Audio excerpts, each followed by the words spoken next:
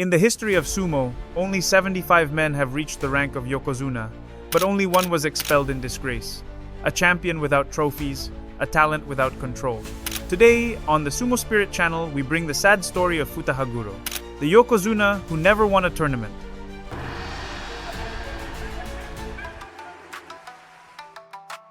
Koji Kitao was born on August 12, 1963, in Japan, destined it seemed to tower above the rest.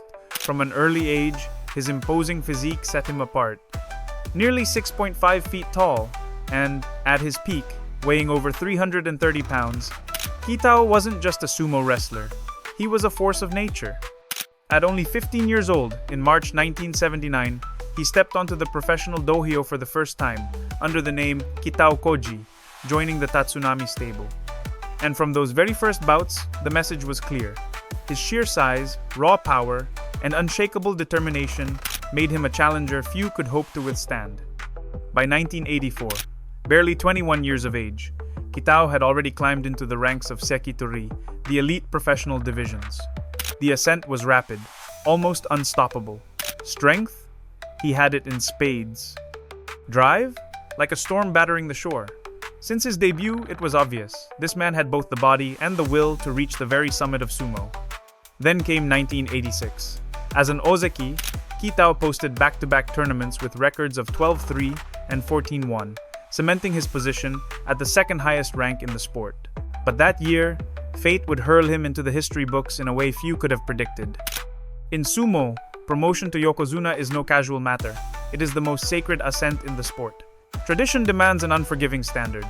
Usually, an ozeki must claim 2 consecutive championships or demonstrate dominance so overwhelming that it rivals that achievement. The dohyo does not forgive half measures, and yet, Kitao had not won either of those tournaments. No trophy, no celebratory cup, raised high. Still, the Yokozuna Deliberation Council, an external body, notably with no direct experience inside the dohyo, judged his performance equivalent to winning 2 yusho.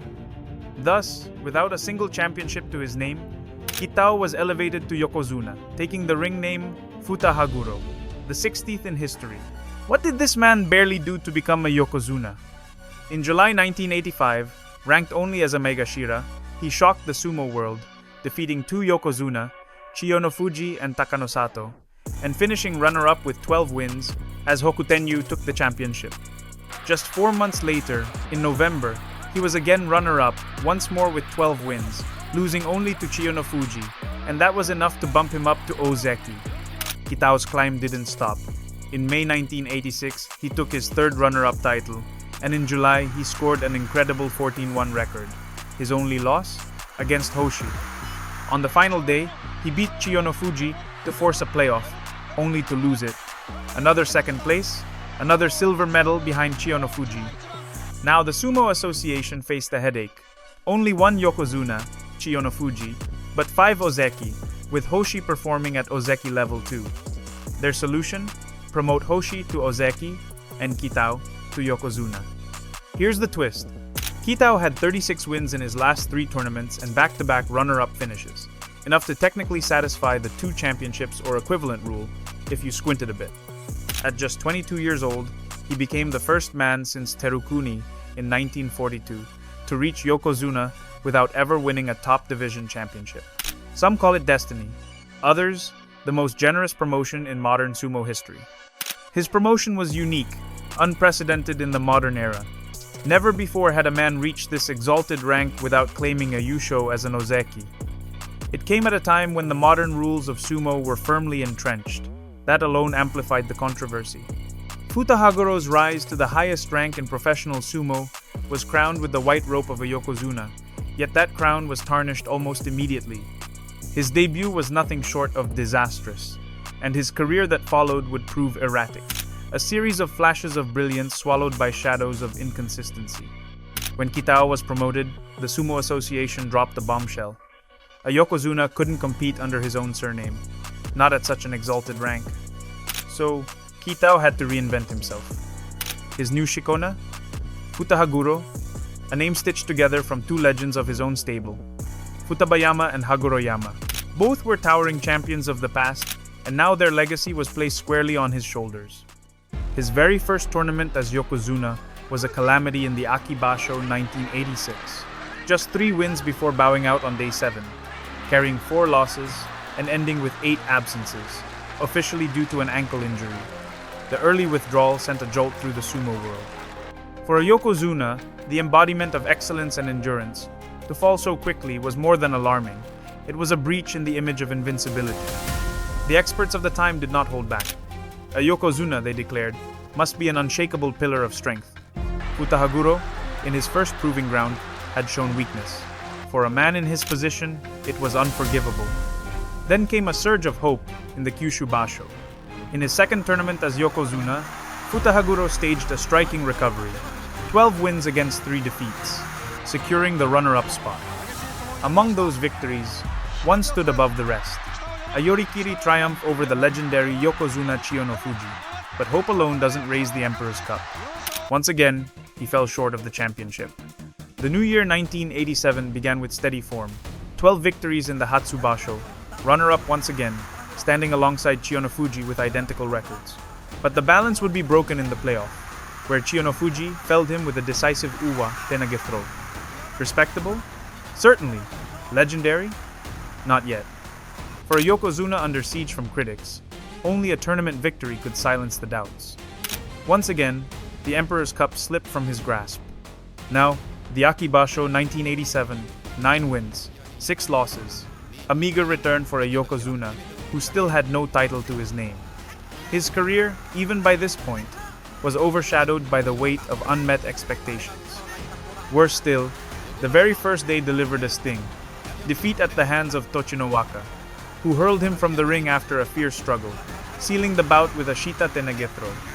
At last, the Kyushu Basho 1987, his finest performance as a Yokozuna, 13 victories and another second-place finish. But even here, glory was denied. Losses to Hokutomi and Chiyonofuji blocked his path, and Takanofuji was the champion. The final tally spoke volumes. 7 runner-up finishes, and not a single championship. This was the pattern of Futahaguro's reign, streaks of power undone by critical lapses. So, how did Kitao Futahaguro fight? He favored a Migi Yotsu grip, left hand outside, right hand inside his opponent's mawashi. From there, he relied on raw power and solid fundamentals. His go-to moves? Yorikiri, the classic force out, and Tsukui Nage, a scooping throw that could flip a match in an instant. In short, he wasn't flashy, but when he locked in his grip, you knew trouble was coming. The dojo was not the only place where Futahaguro faltered. Beyond the ring, he was feared more than he was respected. His impulsive nature, volatile, quick to ignite, and often aggressive, pulled him into conflict after conflict, each one chipping away at his reputation until it would finally shatter his career.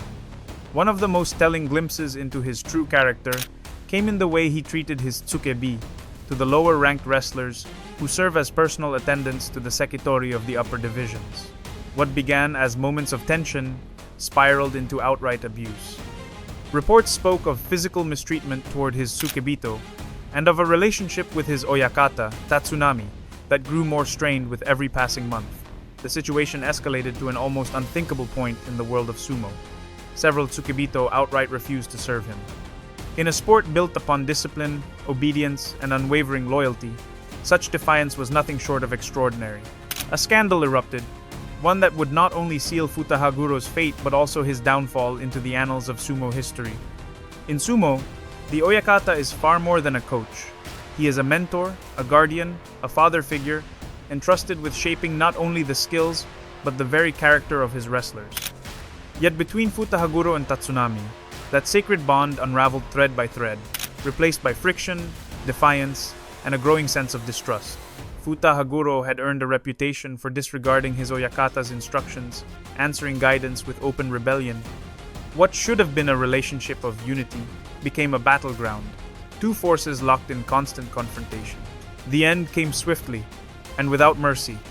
On December 22, 1987, shortly after the Kyushu tournament, despite a strong performance on the Dohayo, his behavior outside it crossed the final line. After a heated argument with his master, Futahaguro stormed out of the haya in anger, but before leaving he struck his oyakata's wife. The act stunned Tatsunami. In a move both decisive and irreversible, he submitted Futahaguro's resignation to the Japan Sumo Association, without even consulting the Yokozuna himself. This time, the association did not hesitate. No hearing, no defense, no dignified retirement ceremony. With a single unceremonious decision, Futahaguro was expelled from sumo, becoming the only Yokozuna in history to be dismissed from the sport. After his expulsion from sumo in 1988, Koji Kitao searched for a new beginning in the world of professional wrestling, a stage where other former sumotori, like Genichiro Tenryu, had found glory. Here, his strength, size, and status as a former Yokozuna could have propelled him to the very top. But destiny had other plans. His new career was plagued by controversy, marred by unpredictable behavior, and riddled with wasted opportunities. Kitao stepped into the spotlight of major promotions such as the World Wrestling Federation and New Japan Pro Wrestling, clashing with notable figures like John Tenta. Yet, despite his pedigree, he never managed to secure his place as a consistent main event star. Then came April 1, 1991, a date etched into wrestling infamy. In the ring stood Kitao, facing John Tenta, better known to WWF audiences as Earthquake. Both men shared a sumo past, making them natural rivals. The bout should have been a spectacle. Instead, it descended into chaos. Unhappy with the planned outcome, a scripted loss to Tenta, Kitao refused to play along. He ignored Tenta's offense, no-sold his moves, shoved the referee, and then, breaking the most sacred code of the business, took the microphone to declare that professional wrestling was fake, and that Tenta could never defeat him in a real fight. Still, the man refused to fade quietly. His appearances became sporadic. His actions remained erratic. His name continued to stir both curiosity and caution. On February 10, 2019, Koji Kitao's turbulent life came to an end at the age of 55. The cause, according to his wife, was complications from chronic kidney disease. His death closed the final chapter on a life defined by innate talent and squandered chances.